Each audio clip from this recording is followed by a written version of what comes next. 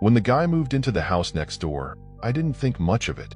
It was an old, kind of isolated place, and I hadn't seen anyone live there since I moved in about 2 years ago.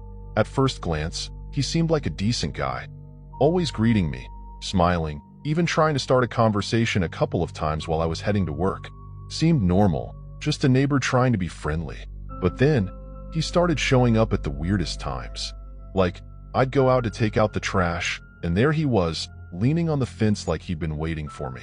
Or when I got home late, he'd be sitting on his porch, waving at me in the dark. At first, I brushed it off as coincidence.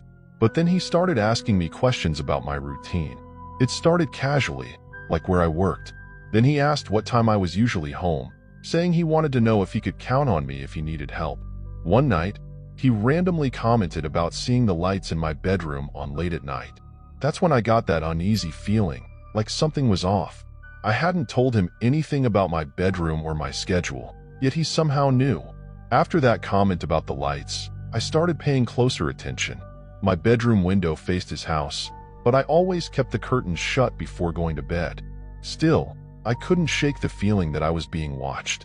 The feeling was so strong I started checking outside my window late at night, but I never saw anything. Things got even weirder when I started hearing strange noises outside my house at night, like someone walking around or dragging something. I tried convincing myself I was being paranoid until I found footprints in the dirt near my bedroom window. Footprints that definitely weren't mine. That's when I decided to get serious. I bought a security camera and installed it near my bedroom window to see if I was imagining things. On the third night, I reviewed the footage and my heart sank.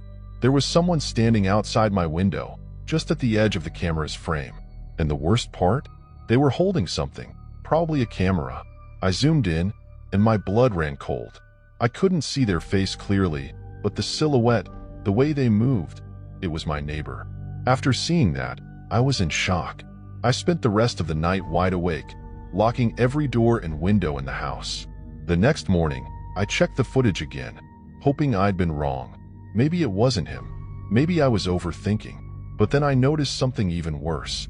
In the reflection of my bedroom window, I could see his face. It was him, no doubt about it, staring straight inside with an expression I can't even describe. It was like he was studying me. My first instinct was to confront him, but I held back. What was I supposed to say? I didn't have the guts to knock on his door and accuse him of being a creep. Instead, I decided to wait and watch. That night, I turned off all the lights in my house and kept an eye out from the crack in my curtains. Around 2 a.m., he showed up again. Same spot, same camera in hand. This time, he stayed longer. He looked so comfortable, like this was just normal for him. The next morning, I made a decision. I needed answers. So, I waited until I saw him leave the house. As soon as he drove off into town, I climbed over the fence between our yards. His house was a mess. Overgrown grass, dusty windows. But the back door was unlocked. My heart was pounding as I stepped inside. Everything seemed normal at first glance. Just an old, neglected house. But then I noticed a staircase leading to the basement, and for some reason, I knew that's where I had to go. The smell in the basement was off, like mold mixed with something chemical. When I turned on the light, I almost turned back, but I forced myself to keep going. There was a table in the corner covered in scattered photos. My stomach turned when I realized what they were. Photos of me. At work, at the store, at home. Some were clearly taken through my bedroom window. There was even a picture of me sleeping. I had no idea how he'd gotten that. The walls were covered with photos too. All of me, taped up in a chaotic pattern. It felt like stepping into a nightmare. My head was spinning. None of it made sense. I couldn't figure out why anyone would do this. That's when I noticed something even creepier. Some of the photos had notes written on the back. Things like 2:15 a.m. light on or alone, good time. It looked like he was planning something. What? I didn't know. I wanted to run out of there, but I couldn't stop myself from digging deeper. In one of the drawers, I found a notebook full of detailed notes about me. My routine, the places I went, even little details I hadn't noticed myself, like the exact time I usually turned off my lights. I was about to leave when I heard the sound of his car pulling into the driveway. My heart stopped, and for a second, I froze, unsure of what to do.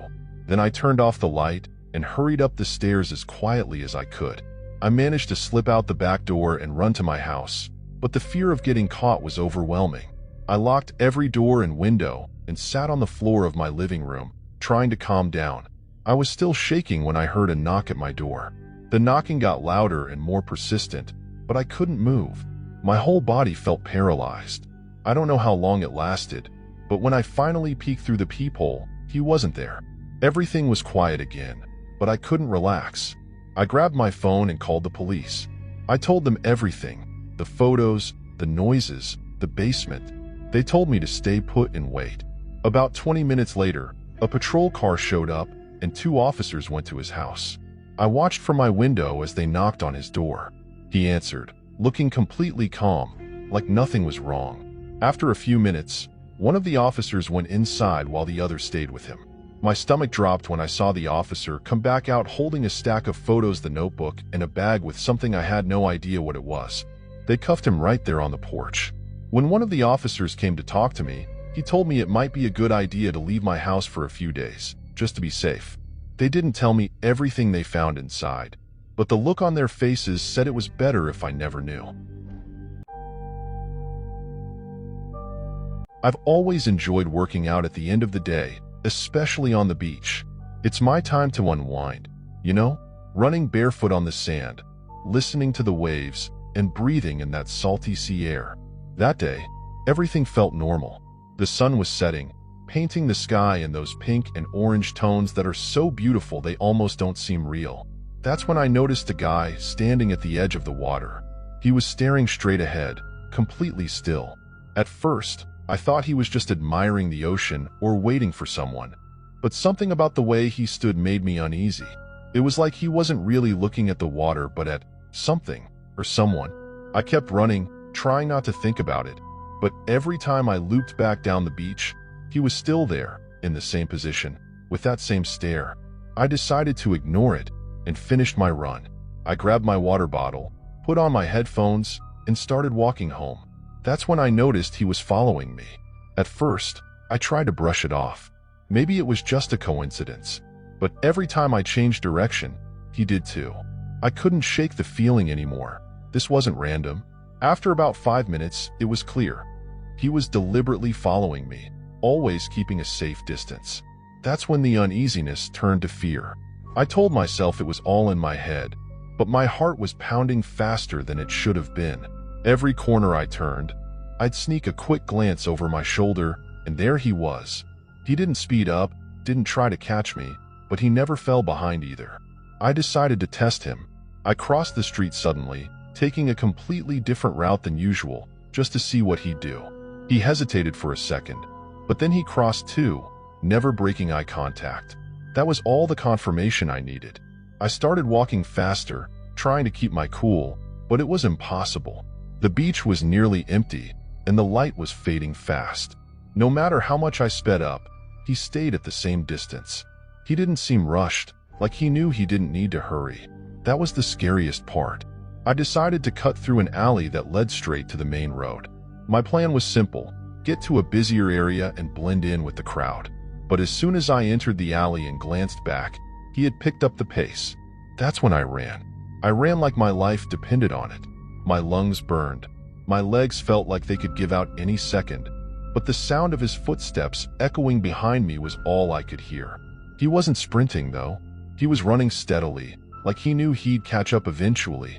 That constant, deliberate pace terrified me more than if he'd been chasing me in a panic. I turned right, then left, trying to lose him. But every time I looked back, he was still there, never losing ground. He was like a shadow that wouldn't go away. Finally, I reached the main road, and for a moment, I felt relieved. There were a few people walking around, cars passing by, and streetlights flickering on. I thought he'd give up now that I was in public. But no. He stopped at the mouth of the alley, just standing there, staring at me. It was the first time I got a good look at his face. It was normal, I guess, but there was something off. His eyes were empty, like he wasn't really there. Every instinct I had was screaming at me to keep moving, so I did. I walked quickly down the street, trying to disappear into the small crowd. I didn't want to draw attention to myself, but I also didn't want to lose sight of him entirely. Every now and then, I'd glance back and he'd still be there, standing in the same spot. For a moment, I thought maybe he'd finally given up. But when I turned the corner and looked again, he was closer. I didn't see him move, but somehow, there he was, standing even nearer than before. By now, my entire body was on high alert. I ducked into a convenience store nearby and headed straight to the back, pretending to browse the shelves. My plan was to wait it out, see if he'd lose interest and leave. But when I peeked out the window, he was there, across the street, staring directly into the store. I don't know how he got there so fast, but every fiber of my being screamed at me to get out of there. I grabbed something random off the shelf, paid for it just to avoid looking suspicious, and slipped out the side exit, heading toward a quieter street. I thought I was being smart, but as soon as I rounded the corner, there he was again. This time, he was closer than ever. He wasn't just walking anymore. He was moving straight toward me, tilting his head slightly, like he was studying me. I didn't think. I just ran. I ran through streets and alleys I didn't even know, stumbling over curbs, nearly falling a couple of times. All I knew was that I had to get away. Eventually, I reached a small park, nearly empty, and hid behind a cluster of trees. My chest was heaving, my legs felt like jelly, and I was trying to keep my breathing quiet, but my ears were straining for any sound of footsteps. For what felt like hours, I stayed hidden, listening to nothing but my own ragged breaths and the rustling of leaves. Finally, I gathered enough courage to peek out. The park looked deserted. For a second, I thought maybe I'd lost him, but then I saw him, standing near one of the park's entrances, far off but still watching. He wasn't moving this time, just waiting. It was worse than if he'd been coming after me. It felt like he knew I couldn't stay there forever, and he was right. My phone was dead, so calling for help wasn't an option. I decided to make a wide loop, trying to leave through an exit on the opposite side of the park. I stayed low, moving through bushes and trees, keeping out of sight. When I finally reached the back street, I ran again. I didn't look back this time. I just ran, pushing past exhaustion, my legs burning with every step. When I reached a busier road, I thought I was safe. Without thinking, I darted across, desperate to put as much distance as I could between me and him. That's when it happened. A car came out of nowhere, hitting me before I even had a chance to react. The impact was immediate, and everything went blank. When I woke up in the hospital, I was disoriented and in pain, but the relief was overwhelming. He wasn't there. I never saw him again. I don't know who he was or what he wanted, but one thing's for sure. I'll never run on the beach at sunset again. Carla and I always had this silly tradition of spending afternoons in my room testing makeup and recording ridiculous videos. It had been our thing since we were teenagers. That day seemed normal. We were laughing, trying out these super flashy eyeshadows, and having fun with the phone filters. It was a rainy afternoon, so the natural light was kinda dim, but the lamp in my room gave everything a cozy vibe. We made a few videos after finishing our makeup, pretending to be famous influencers, laughing hysterically at our over-the-top faces. Carla even joked that the videos were turning out better than usual, maybe because we were so relaxed. After recording 3 or 4 videos, we sat on the bed to watch them. I remember feeling really good in that moment, just laughing without a care in the world. But as soon as we hit play on the first video, something shifted. It wasn't immediate, but there was something off about it. At first, we couldn't pinpoint what it was. We kept watching, but then, as I glanced at the screen again, a chill ran down my spine. In the mirror behind us, there was a figure. It wasn't either of us. It looked like a shadow, but it had a defined shape. It seemed like a man, standing in the corner of the mirror, facing us. I paused the video immediately and turned to Carla. She stared at me, confused, probably wondering why I'd gone pale. All I could do was point at the phone and say, "Look at the mirror." It took her a few seconds to notice, but when she did, she dropped the phone on the bed and started mumbling something like, "That wasn't there, that wasn't there." And I knew she was right. We'd been in the room the entire time. There was no one else there. The mirror was on the wall opposite the door, so it was impossible for anyone to have walked in without us noticing. But there it was, that figure. Still, unmoving, but its presence felt heavy, even as just an image in the video. The first thought that came to my mind was that it had to be some kind of glitch, maybe a reflection of something we didn't notice. But even though I was terrified, I suggested, let's record another video, just to see if it happens again. Carla hesitated, but eventually agreed. We put the phone back in the same spot, turned on the camera, and started talking nonsense again, pretending everything was normal. I swear, that was the most uncomfortable filming session of my life. The atmosphere was weird, the room felt colder, and the sound of rain outside only made things creepier. When we finished, we watched the video right away. This time, I didn't have to point anything out. The figure was there again, in the same spot, but now it looked closer to the mirror. When we realized the figure seemed to be moving closer in the reflection, Carla started panicking. She kept saying we should leave the room, delete the videos, do something, anything, but I felt frozen. I can't explain why, but a part of me needed to understand what was happening before running away. That's when I noticed something that made my stomach turn. The figure in the mirror wasn't just closer. It looked like it was watching us.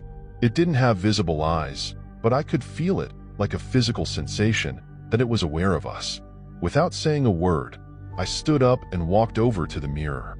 Carla was yelling at me to stop, but I couldn't. I had to know. I reached out and touched the glass, my hand trembling, but all I felt was the usual cold surface. But the worst part came when we checked the new recording again. In the footage, while I was standing by the mirror, the figure wasn't in the corner anymore.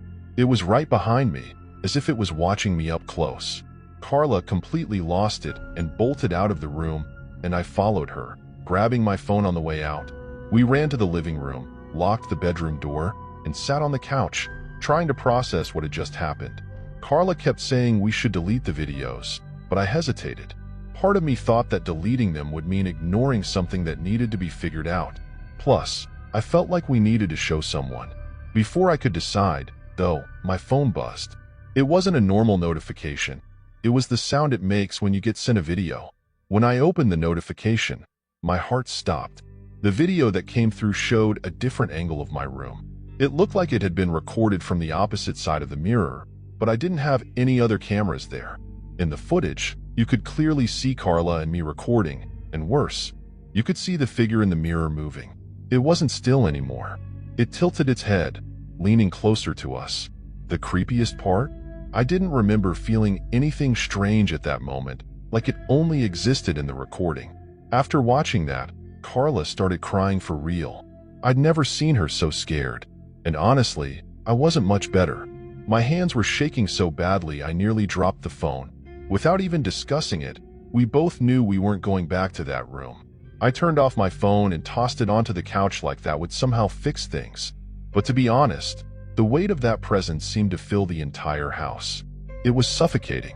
The problem was, we didn't know what to do. Call someone? Who would believe us? Say that a mirror man was haunting us? I just wanted it to stop. Then, out of nowhere, we heard a noise from the bedroom. It wasn't loud, but it was enough to freeze us in place. It sounded like something scratching the surface of the mirror. I didn't need to look at Carla to know she was thinking the same thing I was. We couldn't stay there. Without grabbing anything, we bolted out of the house, not even bothering to lock the door. We went straight to Carla's place. There was no way we were going back to my room, and honestly, I couldn't think of anything that made sense.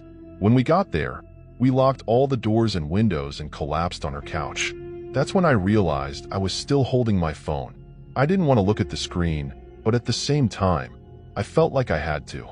Taking a deep breath, I turned it back on. To my surprise, all the videos were still there. But the strangest thing? They looked completely normal. No figure in the mirror, no weird angles. Just regular recordings like nothing had happened. I showed Carla, and she looked as confused as I felt. "This doesn't make sense.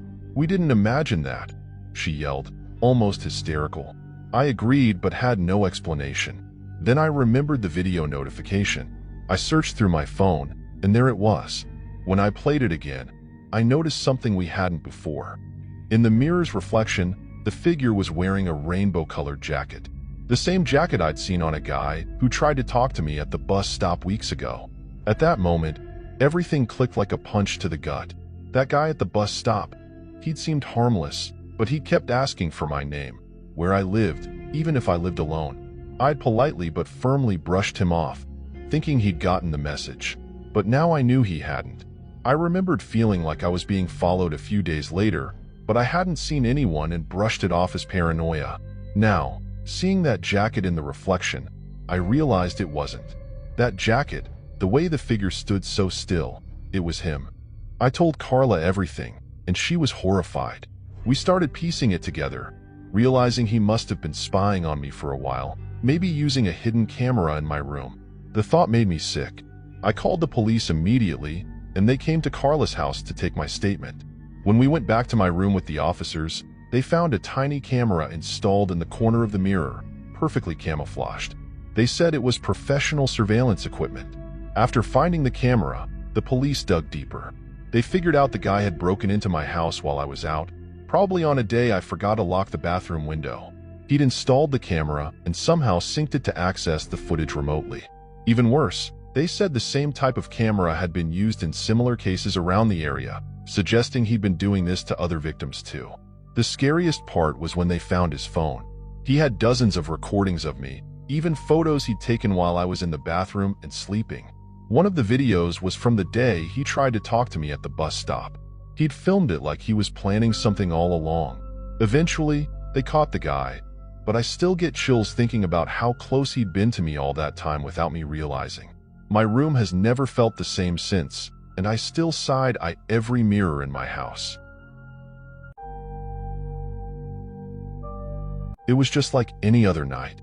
I was trying to sleep, but you know when sleep just doesn't come?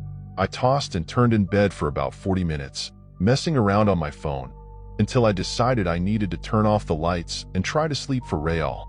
That's when it started. I was almost drifting off when I heard a faint sound, like a tap-tap muffled, coming from the side of the room where my wardrobe is.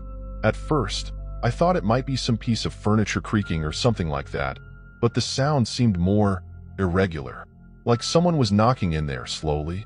I tried to ignore it. Seriously, I was too tired to get up and check, but as minutes passed, the sound kept going.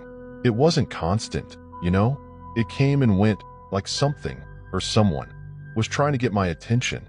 I sat up in bed, that chill creeping up my spine, and stared at the wardrobe. It was closed, just like always, but there was something off about tonight, a feeling I can't quite describe. Sounds silly, but it felt like the room was colder than usual.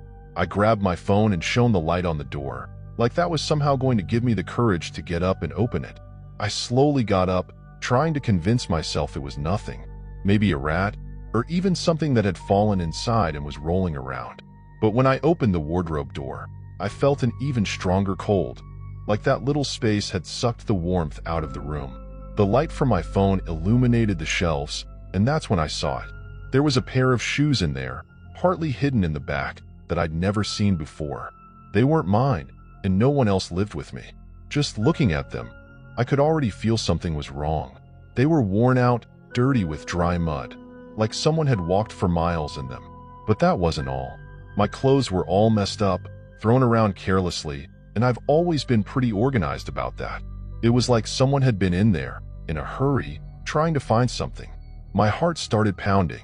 I began pulling the clothes out, searching for any sign that someone had broken in. The wardrobe didn't have a passage to another room or anything, but this just didn't make sense.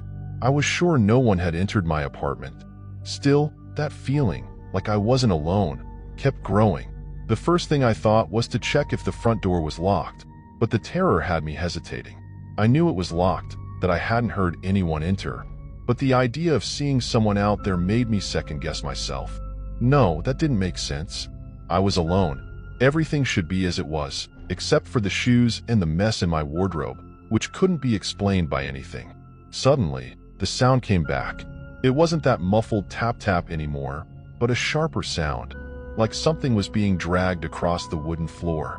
The noise was coming from inside the wardrobe itself, like someone was moving in there, dragging themselves around. My instinct was to run to the light switch, but my hand was shaking so badly I couldn't manage it. The feeling of being watched, like someone was standing at the door, waiting to see what I would do, completely paralyzed me. The sound continued, but it wasn't repeating exactly. It was more like a snap, then the sound of fabric scraping, like someone was trying to get out without me noticing. The darkness in the room felt heavier, thicker, and for a second, I thought my eyes were playing tricks on me, but they weren't. I took a deep breath and, with my phone in hand, went back to the wardrobe. When I touched the door, the noise stopped instantly. It was as if whatever was inside had heard my steps and was hiding. I was sweating cold, my mind spinning, trying to make sense of what was happening. But instead of just closing the door and running, I pulled open the drawer in the back, where I kept my older things. What I saw in there made me freeze. Not only were the shoes still there, but there was a piece of fabric too. A cloth that looked like a sheet was folded in a strange way. It was like someone had wrapped it into a bundle, and the fold was crooked, like it had been forced. I didn't know what to think anymore. It could be a prank, something I didn't remember doing, or maybe someone else had done it for me. But what scared me the most wasn't even the cloth or the shoes. It was the smell. I don't know if I noticed it before, or if I was just too focused on what I was seeing, but now it was unmistakable. It was a strong, musty smell, mixed with something metallic, like someone had left a wet, old piece of clothing there for days. The smell hit my nose, and I couldn't breathe properly. I started feeling dizzy, like the air in that room was suffocating me. I didn't know what to do, but I knew I needed to get out of there. I pulled the clothes out of the wardrobe, not knowing what else to look for, and when I was about to close the door, something made me look at the shoes again. They were closer now, as if they had moved on their own. I froze, not sure if I was seeing things, or if my mind was playing tricks on me. I was certain the shoes had been further back when I opened the wardrobe the first time, but now they were right at the door, just a few inches from where I had looked. I felt a chill run through my whole body, and the only thing I could think of was getting out of there as fast as possible. But before I could close the door, something stopped me from taking that step. A faint sound, like a whisper, came from the back of the wardrobe. It was so low and muffled that I could barely make it out, but it sounded like a voice, something like a sigh. I slammed the wardrobe door shut, my heart pounding in my chest, and stood there frozen, not sure if I was hearing things or if it had really happened. I was terrified. Every part of me wanted to run, but I couldn't move. I just stood there, leaning against the bedroom door, trying to understand what was going on. My phone was still in my hand, and the lights in the room were on, but the atmosphere felt darker than before. I could still smell that musty scent in the air, and for a moment, I thought someone might be behind me, waiting to attack. My mind was a mess. Fear took over, and I couldn't stop staring at the wardrobe, expecting something to come out. I was starting to think I had lost my mind, but at the same time, I knew something was wrong. I forced myself to look at the wardrobe door one more time, almost as if I were challenging the invisible thing that was haunting me. Then, something I hadn't noticed before caught my attention. A mark? On the wood of the door, right where the shoes had been, I saw a stain, a dark mark, almost like an impression of something being dragged across it. That mark hadn't been there before, I was sure of it. And worse, it was still fresh, slightly damp. It was like the air around me got thicker. I wanted to get out of there, but my legs felt too weak. That's when an absurd thought crossed my mind. Maybe I had to investigate further, try to understand what was going on, or I'd never be able to sleep again. I took a deep breath, trembling, and went back to the wardrobe once more. When I opened the door, there was no sound, no movement. But when I looked closer, I saw the shoes were out of place again. Now, they were facing outward, as if someone had just worn them and left them there, like they were waiting for someone to leave. I didn't know what to think anymore. My body was almost paralyzed with fear. I could barely close the wardrobe door again, but when I finally did, a strange feeling took over me, like I had just escaped something. I stood there for a few seconds, trying to convince myself it was all an illusion, a prank my mind was playing because of exhaustion and built-up fear. But the feeling wouldn't go away. In fact, it seemed to get worse. Before I took another step, I looked around the room, as if something could attack me at any moment. That's when I heard it again, the sound coming from the wardrobe, once more muffled, but clearer this time. It was a snap, like something had moved inside. I slammed the wardrobe door shut and, without thinking, ran to the window. I looked outside, as if something could give me some kind of answer, but the street was empty, just like always. I took a deep breath, trying to calm myself, but the feeling of being watched never left. And deep down, I knew I wasn't going to be able to sleep that night. At least not while that damn wardrobe was still there. When I finally decided to leave the room, the noise stopped and the terror left as quickly as it came. Nothing happened after that. But to this day, I can't forget those shoes or the feeling that something was watching me.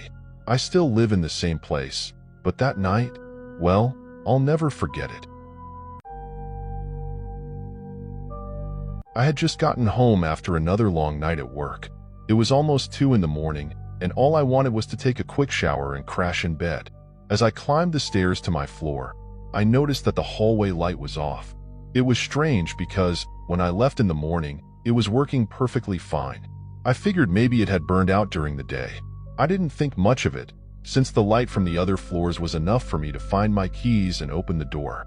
Once I was inside, I threw my stuff on the couch, turned off my phone, and headed straight to the bedroom, thinking about how comforting the silence of my apartment always felt after hours of noise at work. But that night, the silence felt different. Something about it made me uneasy, but I couldn't quite put my finger on it. Maybe it was just the accumulated tiredness or the irritation from knowing the landlord never fixed anything quickly. I went to sleep without thinking much about it, but in the middle of the night, I woke up to a strange sound. It was like someone was walking in the hallway, soft, constant footsteps. I froze for a moment, listening closely, until I realized it wasn't just in my head. The noise was real. When I looked at the ceiling, I saw the light flickering underneath the door. It could only be the burned-out bulb, but why was it flickering now? And who would be out there at this hour? I lay there, trying to convince myself it was just my imagination. Maybe some neighbor had decided to fix it in the middle of the night. But who does that at 3 a.m.? The footsteps kept going, slow and deliberate, as if the person was pacing back and forth, moving something. My heart started racing, and despite myself, my eyes were glued to the crack under the door. The light flickered in irregular intervals, weakly lighting up my room. The feeling that something was wrong grew. I grabbed my phone to check the time, 3:17 a.m. There was no ignoring it now. After a few minutes, I worked up the courage to get out of bed. I grabbed the first thing I could find, an umbrella, and went to the door. I tried to be as quiet as possible, breathing slowly. With every step, it felt like the sounds outside grew quieter, as if the person knew I was getting closer. When I finally touched the doorknob, I hesitated. What if someone really was out there? I swallowed hard and, in one quick motion, turned the knob and opened the door. The hallway was empty. The light was working perfectly, as if nothing had happened. But then, the smell hit me. A strong, fresh scent of cigarette smoke, like someone had just put out a cigarette right there in the hallway. Immediately, my stomach tightened. Smoking wasn't allowed in the building's hallways. It was a heavy smell, as though someone had just finished smoking right there. I scanned the floor for any signs, an ash, a cigarette, but anything that would explain it. But there was nothing. The hallway was as clean as usual. Everything seemed in order. I looked at the other doors, but none of them were ajar. Everything was quiet. The silence only made the smell feel more bizarre, almost suffocating. I took a step out and looked up. The light seemed completely normal. I ran a hand through my hair, trying to calm myself, but I couldn't shake the feeling that someone had been there. I went back inside, locking the door behind me more forcefully than necessary. I headed straight to the kitchen for a glass of water, trying to calm my nerves. It must have been someone from the building, I thought, trying to convince myself. But why would someone be standing out there in the middle of the night? And why this cigarette smell if all the neighbors were strict about the building rules? I went back to the bedroom, but I couldn't lie down right away. I stayed there, listening to the silence again, trying to catch any sound that would confirm I wasn't imagining things. Nothing. The cigarette smell seemed to have faded along with the sound of footsteps, but now my entire apartment felt different, heavy, like I wasn't alone anymore. My heart was still pounding, and time seemed to drag on. I wanted to believe it was just fatigue, but the image of the flickering light and the fresh smell wouldn't leave my mind. I sat on the edge of the bed and tried to reason with myself. Maybe I should check the hallway cameras.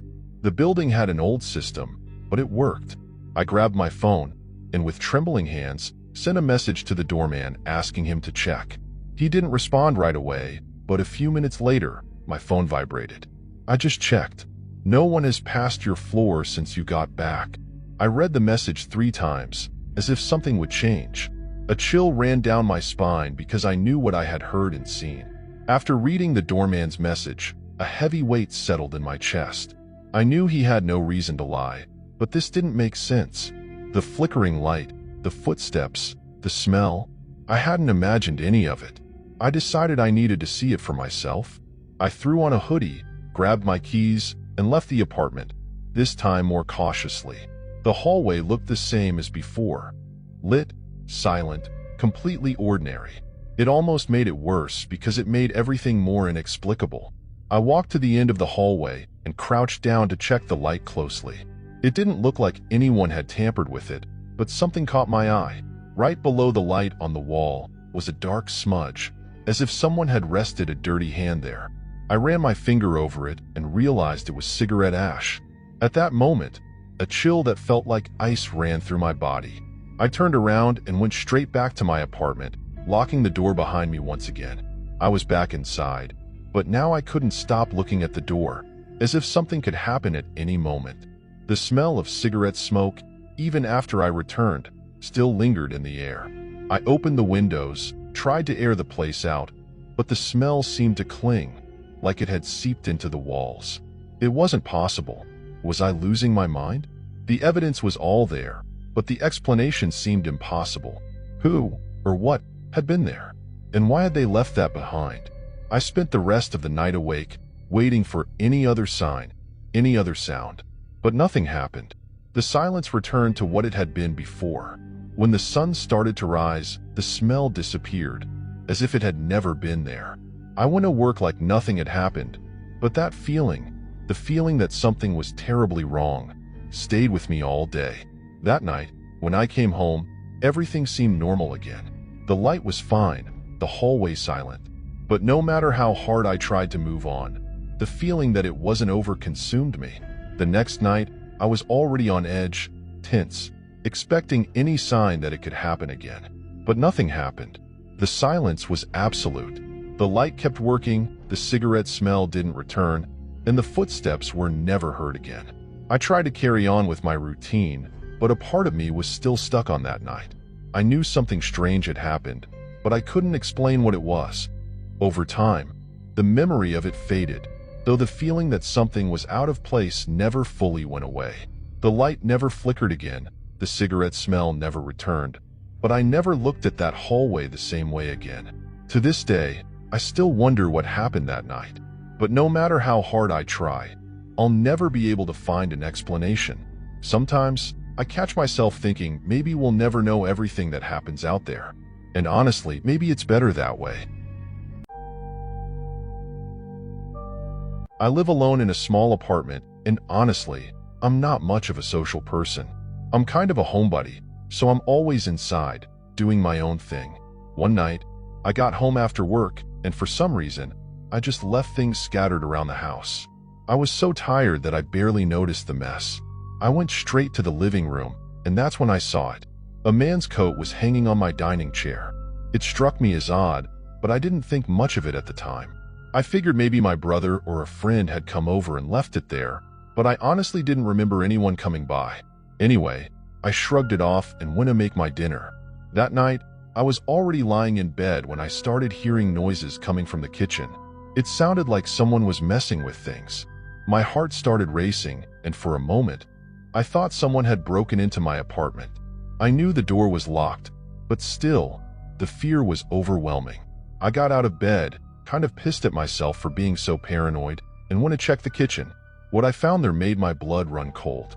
The coat that had been on the chair was now neatly folded on the table, and next to it was a dirty plate. I was sure it hadn't been there before. My mind tried to come up with an explanation, like, maybe I left the plate there, but it didn't make sense. I knew I hadn't eaten anything in the kitchen, and I hadn't touched the coat. The coat was folded so carefully, almost like it had been placed there intentionally. It didn't look like something I would do, and it didn't look like something someone would just leave carelessly. The dirty plate was there too, and I knew I hadn't used it. I couldn't understand how these things had ended up there. I stared at it for a few minutes, completely unsure of what to think. I looked around the kitchen, as if some magical explanation would suddenly appear. But nothing happened, just the darkness and silence of the house. The worst part, though, was the feeling that something was off. I no longer felt like I was alone there. I'm not sure if it was fear taking over or if my mind was starting to play tricks on me, but the atmosphere in the house had changed. Suddenly, the apartment felt way too small, suffocating. I started getting paranoid. I thought maybe someone was hiding in some corner, but the doors were locked and there were no signs of a break-in. So, once again, I tried to convince myself that I must have left the plate and coat there at some point, that it was something I wasn't realizing. But deep down, I knew it didn't make sense. I spent the rest of the night trying to convince myself that nothing strange was happening. I was overreacting. It was just my mind working too much. But the problem was, that night, the sounds came back. This time, they were quieter, like someone was walking around the house. I wanted to believe it was just the normal creaks of an old building, but I couldn't shake the feeling that there was something more. I got up again, shaking with fear, and went to the kitchen. What I found there almost made me lose my breath. The coat wasn't folded on the table anymore. It was now spread out, like it had been worn. And the worst part? A strange perfume scent was in the air, something that definitely wasn't mine. That perfume lingered in the air for a few seconds, then vanished, and everything went quiet. I was frozen, unsure of what to do. How did the coat get there? And who wore it? I couldn't explain it logically anymore. My mind was full of questions, and I just wanted it all to end. I tried to tell myself it was fine, that I was imagining things, but I knew something strange was going on. I needed answers. That's when I decided that the next morning, when daylight came, I would investigate further. But I wasn't prepared for what would happen next. I woke up that morning feeling a deep exhaustion, like the whole night had been a nightmare. I went to the kitchen, hoping to find some logical explanation, but what I found there made my stomach churn. The coat was back, but now it was thrown on the floor, like someone had taken it off and discarded it carelessly. And again, the perfume smell, stronger this time, was in the air. I really didn't know what to do, so I picked up the coat, even though I knew I shouldn't. When I held the fabric, I felt something cold inside it. Something small, something that was in the pocket. I opened the pocket, and what I found inside made my heart stop. It was a note, handwritten. The note was simple, but the message left me paralyzed. It said, "I was waiting for you." There was nothing else, no explanation, nothing that made sense. It was like I was part of some kind of game, but I didn't know the rules. My heart was pounding, and I kept asking myself if all of this was just in my head. But no, the note was real, right there in my hands. I didn't know what to think anymore. Who would have put this there? And what did they mean by waiting for you? I couldn't trust anyone anymore, not even myself. I spent the rest of the day trying to distract myself, but every time I looked at the coat or the note, my stomach tightened. Things were only getting stranger, and I couldn't ignore that something was very wrong. Later, I went to the supermarket, trying to convince myself that I was just being paranoid, but my thoughts kept drifting back to the coat and the message. When I got back home, an unsettling feeling washed over me, like I was being watched. Something told me that somehow, the apartment was no longer mine, like I wasn't alone anymore. I spent the whole night with my ears tuned for any noise, too scared to sleep properly. The next morning, while I was trying to rest on the couch, I heard a noise coming from the kitchen again. It sounded like someone was rummaging through the drawers. I froze, but instead of getting up right away, I tried to convince myself it was nothing. But the feeling of being watched wouldn't leave me. I got up, tense, and went to the kitchen, this time trying to make no noise. When I got there, I found the dirty plate again, now on the counter, exactly where I had seen it the day before. What made me choke was that next to the plate was a small key, a key I had never seen before in my life. I picked up the key, trying not to panic. My brain was racing. trying to figure out what to do with it. What did it mean? Who would leave a key here? I didn't know, but the fear was consuming me in a way I couldn't ignore. I spent the rest of the night with my eyes fixed on the key, waiting for something to happen. Nothing happened. The house went back to being quiet, which only made the feeling of being watched worse. The next day, I decided I couldn't live with this tension anymore. I threw the coat away, kept the key, and tried to forget everything that had happened. I never heard the noises again, and the coat never appeared again. What happened that night never made sense to me, and to this day, I have no explanation. The key went to the bottom of the drawer, and I never thought about it again. But every time I lie down at night, I feel like something was left behind, something I don't understand and maybe never will. It was an ordinary afternoon, or at least it seemed like it. I was home alone, as usual, since my mom had gone out shopping. Max, our dog, and I were just chilling on the couch, watching TV. He was calm at first, but then he started barking. It wasn't his usual bark, like when he spots a cat outside or hears some noise on the street. This was higher pitched, like something was really bothering him. I stayed quiet, trying to figure out what was going on, but he wouldn't stop, getting more and more agitated. It felt like he knew something I didn't. I got up from the couch and went over to the living room window to see what was going on. That's when I saw it. My stomach dropped. There was a man outside, standing by the fence, staring up at the window where I was, not moving. I froze. I didn't know what to do. Max kept barking, but nothing seemed to make the man move. He wasn't doing anything, just watching. The worst part was that he seemed to know I was watching him, but he didn't budge, like he was waiting for something. I backed away from the window, trying to be quiet, but the feeling of being watched didn't go away. Max stopped barking, but he was still on edge, with his tail low and his eyes locked on the back door. I didn't know what to do. I tried calling my mom, but my phone had no signal. I wondered if I should call the police, but for some reason, it didn't feel like it was serious enough. The man hadn't done anything yet, and maybe he was just lost. But the feeling that he was waiting for something only got worse. My mind raced with all the things that could happen, each one worse than the last.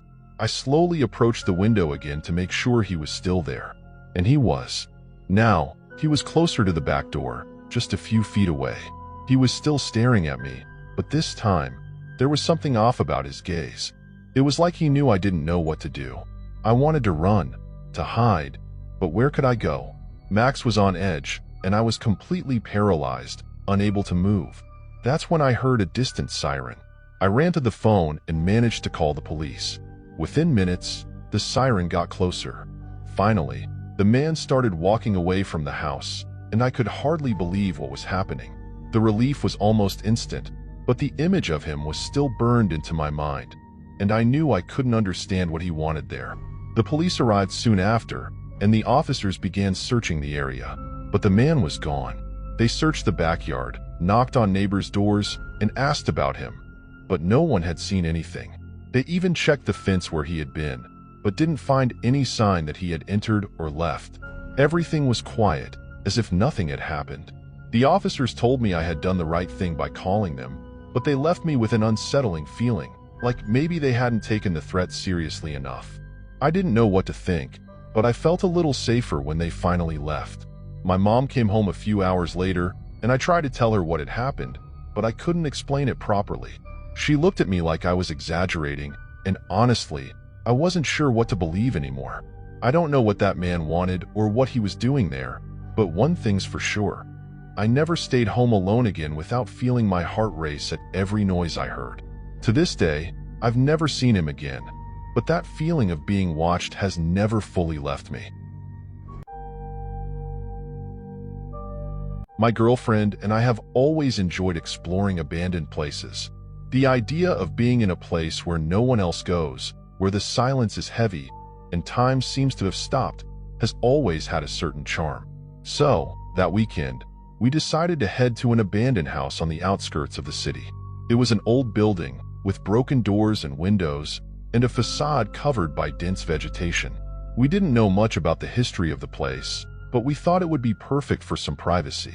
The silence there was almost tangible, but strange. Everything was so quiet that even our breathing seemed louder than it should be. At first, everything was fine, very calm. Actually, we explored the rooms, looked at the broken and dusty things, not really worried about anything. The floor creaked with every step, and that just added to the abandoned atmosphere. But after about an hour, we started to hear noises. At first, it was just faint footsteps, like someone walking somewhere far off in the house. We stopped and looked at each other, kind of trying to ignore it, thinking it was the wind or something. But then the noises started getting closer, and that's when things started to feel off. The house didn't just feel old anymore. It felt like it was alive, in some way. Then, the temperature in the room seemed to drop. It wasn't just the air getting colder. It felt like a presence was there with us. With every sound of footsteps, my body got tenser. My girlfriend started looking at me with a strange expression, like she already knew something was wrong. I tried not to show my fear, but something in the house was starting to unsettle us. When we turned to the door of the room, we saw a shadow moving across the crack in the wall, as if someone was passing by the other side. But there was no one. There was no way anyone could be there. The door was closed, and besides the two of us, there was no one else. The sound of the footsteps now was unmistakable. They weren't just normal footsteps. They were heavier, dragged, and the worst part was that they seemed to follow us. The tension kept building, and then the figure appeared. I can't explain what I saw, but it was something that didn't make sense. It was a humanoid silhouette, but distorted in a way I couldn't comprehend. It didn't have a well-defined face, just kind of an emptiness where a face should have been. The thing was standing at the end of the hallway, not moving, but I could feel this growing pressure, like it was watching us. My heart raced, and without thinking, I grabbed my girlfriend's hand and pulled her. We started running, desperate, not caring anymore about what was going on, just wanting to get out of there as fast as possible. The feeling of being followed was so real, it felt like something was hunting us. We only managed to get out when it was almost dark, and even then, we didn't look back until we were sure we had left that place behind. When we finally got to the car, we didn't even look back. We didn't say anything to each other, but the silence between us was heavy, like we both knew what had happened but didn't want to talk about it.